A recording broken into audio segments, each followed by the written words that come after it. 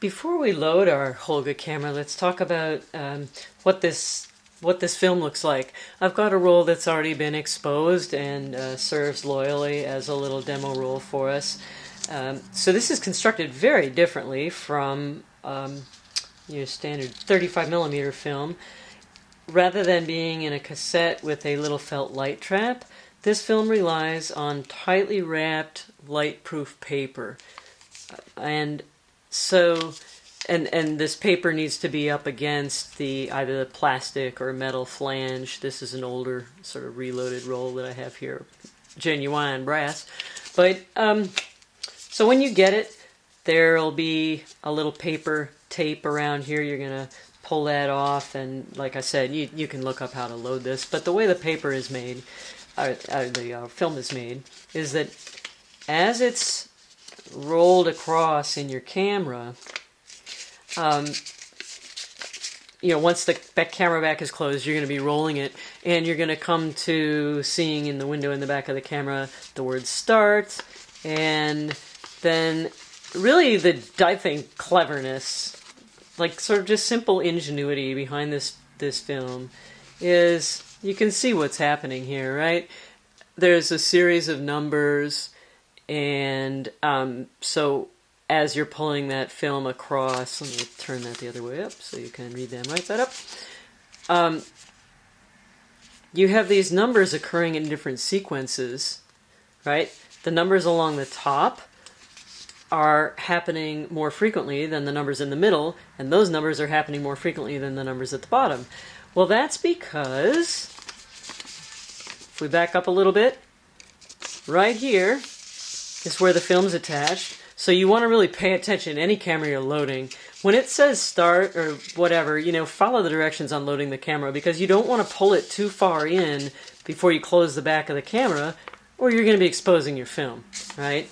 Like this paper, there's not that much paper between the start of the film and where you tuck it in there. So you got to pay attention to that.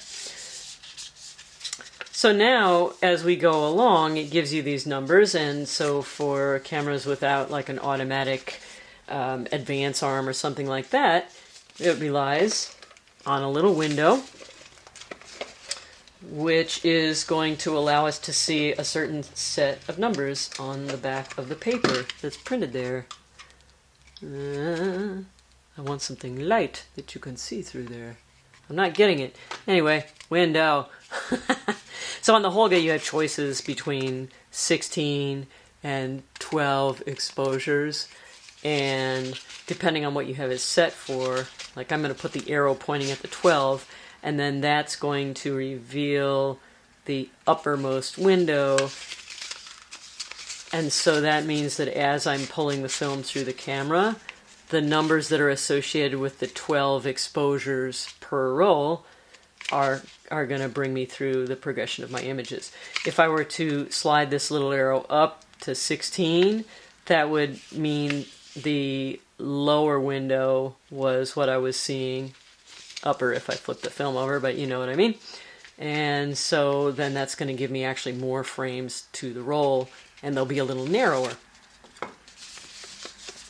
I'm going to flip it back over for the sake of you reading the numbers right side up. And you can see there's even a third possibility on here, which makes an image even wider than the square 6 by 6 centimeter or 2 1/4 by 2 1/4 inch square image that the Holga is so known for. And so if we progress along, you can see what's happening. We're up to 13, 14, 15, and then 16 exposures had we been using the narrow mask on the Holga and the bottom window. Using the top window and the square bigger mask, we would arrive at 12 bigger pictures on that same roll. And if we had the mythical 6 by 7 centimeter setting on some camera that I don't have here, that the Holga doesn't do, we would manage to get 8 photographs on this same 120 roll film. So 120 is the size of the film, and that refers to the width of it, but also the length. How many exposures you get per roll depends on your camera, not the length of the roll of the film. So look what happens when you finally get to the end. You get that little window view that says your film is exposed, like you've come to the end of it, and that is in fact, lo and behold, where you run out of film. All of your film is now on the other spool, the one that was in your camera, and you would just pull it, wrap it till it runs out, leaving behind the vacant spool that came with your film. And then when you open the back of the camera, you would see words like exposed. There'd be a fresh roll of, piece of tape for you to peel and stick on here to keep it nice and tight. And so that's the story about how this is created. Hopefully knowing a little bit more about it helps you know how to troubleshoot if something weird comes up.